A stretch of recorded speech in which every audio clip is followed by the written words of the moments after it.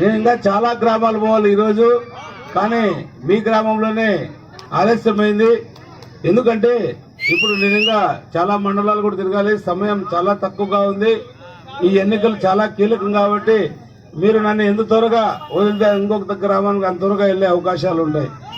మీరు అనుకుంటున్నట్టు మనకు సమయం 6 రోజులు మాత్రమే ఉంది, మీకు 10 రోజులు ఉంది. ఈ 6 రోజులు అనేది నాకు చాలా ముఖ్యమైన రోజులు. ఇంకా చాలా గ్రామాలు, చాలా మండలాలు కూడా తిరగాల్సిన అవసరం ఎంతైనా ఉంది. కాబట్టి ఏదైతేనేముంది మనం ఈ ప్రాంతానికి వచ్చాం. ఈ ప్రాంతానికి ఎందుకు వచ్చామంటే ఒకటే చెప్తున్నా, ఏదో అవినీతి చేయడానికో, ఇక్కడ దోపిడీ చేయకపోవడానికో, లేదా మన హరాస్మెంట్ చేయడానికో, ఇబ్బందులు పెట్టడానికో, లేదా రేషన్ కార్డులు వీకడానికో, లేదా పెన్షన్స్ వీకడానికో అయితే రాలేదు ఇక్కడికి.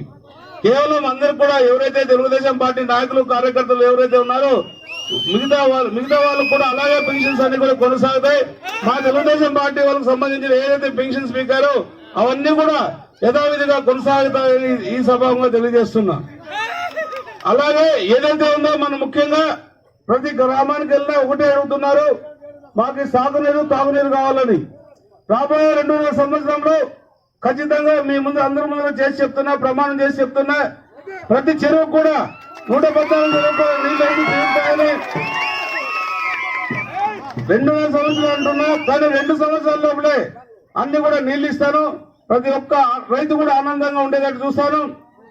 మీరే చూస్తారు, మాకి మంచి నాయకుడు వచ్చాడు, మంచిగా జరుగుతుంది అనే అభిప్రాయం మీరే కలిగేటట్టు చూస్తాను. మళ్ళీ కూడా చాలా వరకు రోడ్లు కూడా చూసుకోవాలి. ఇప్పుడే చెప్తున్నాను, మా గ్రామంలో 20 మంది యువకులు నిరుద్యోగులుగా ఉన్నారు, వాళ్ళకు ఉద్యోగాలు కావాలని. ఖచ్చితంగా ఏదైతే ఉన్నారో నిరుద్యోగులకి మన కంపెనీనే కాదు, మీ ప్రాంతంలోనే ఒక ఇండస్ట్రియల్ ఏరియా ఉంది. మనకు ఏదైతే ఉందో అక్కడ మన ఇండస్ట్రియల్ పార్క్ డెవలప్ చేసి అక్కడే కుటీర పరిశ్రమలు కావచ్చు, లేదా జీన్స్ ప్యాంట్ పరిశ్రమలు కావచ్చు, లేదా ఇతరత్ర పరిశ్రమలు ఏవైనా కావచ్చు, మనం అన్ని కూడా మౌలిక సదుపాయాలు కల్పించి అవన్నీ ఏర్పాటు చేసి మన యువకులు కూడా ఉద్యోగాలు వచ్చేది చూస్తాను. అలాగే ఏదైనా అవసరమైతే మా కంపెనీలో కూడా ఇమ్మీడియట్ గా కావాలంటే కూడా ఏర్పాటు చేసే అవకాశాలు ఉన్నాయి, చేస్తానని సభలో తెలియజేస్తున్నా. మన ముందు చాలా ఛాలెంజెస్ ఉన్నాయి. మన ప్రత్యర్థి ఇక్కడ ఎంపీగా పనిచేసిపోయాడు. ఎంపీగా మీ గ్రామానికి ఎప్పుడైనా వచ్చాడా? ఏమన్నా మీ గ్రామంలో చేశాడా? మరి పోరు ఇతరులకు ఎవరికైనా చేశాడా? మరి ఆయన ఈరోజు నేను ఎమ్మెల్యేగా వస్తున్నాను, నాకు ఓటేమని అడిగే అర్హత అనుకుందా? కాబట్టి ఇంతకు ముందు పరిపాలన చేసిన ఉషశ్రీ చరణ్ గారు కూడా అలాగే రకరకాల స్కాములు చేసి రకరకాల దాంట్లో ఉండే ఆమె కూడా ఇక్కడ నుంచి పెనుగొండ ట్రాన్స్ఫర్ అయిపోయింది.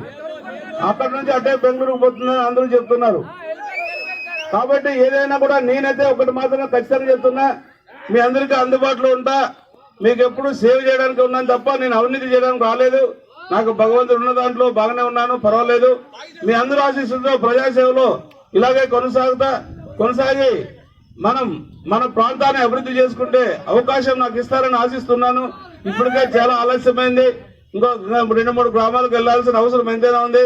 కాబట్టి మీరందరూ కూడా రాబోయే 13వ తారీఖు అత్యంత కీలకమైన రోజు. ఆ రోజు మీరందరూ కూడా ఉదయం 6:30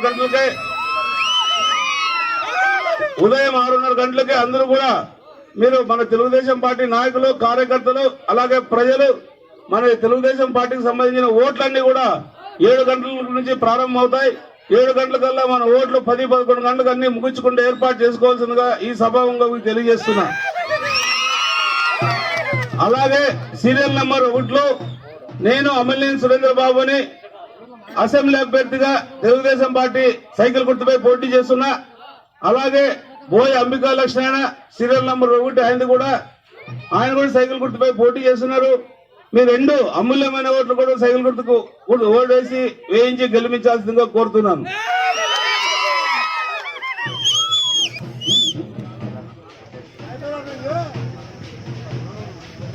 నిజంగా మనమందరం మా అక్క చెల్లెళ్ళకి తెలియజేయాలి.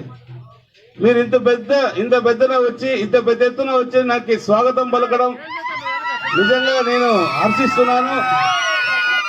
అమ్మ పెద్దమ్మ, నిజంగా ఈ రోజు మీ ఉత్సాహం 13వ తారీఖు చూపించాలి. ఎందుకంటే ఆ రోజు మీకు 6:30 గంటలకల్లా అవసరం సర్ది కట్టుకొని పోయి ఆడే క్యూలో నిలబడి ఆడే తిని మీ ఓట్లు తెలుగుదేశం పార్టీకి వేసి గెలిపించాల్సిందిగా కోరుతున్నాను. తెలుగుదేశం పార్టీ అధ్యక్షుడు నారా చంద్రబాబు నాయుడు గారిని ముఖ్యమంత్రి చేయాల్సిన బాధ్యత మీ పైన ఉందని తెలియజేస్తున్నా. అలాగే మన పవన్ కళ్యాణ్ గారు కూడా మన కూటమికి చాలా త్యాగం చేశారు. ఆయన చాలా గొప్ప నాయకుడు. ఆయన కూడా మనం అభినందించాల్సిన అవసరం ఎంతైనా ఉంది. అలాగే నరేంద్ర మోడీ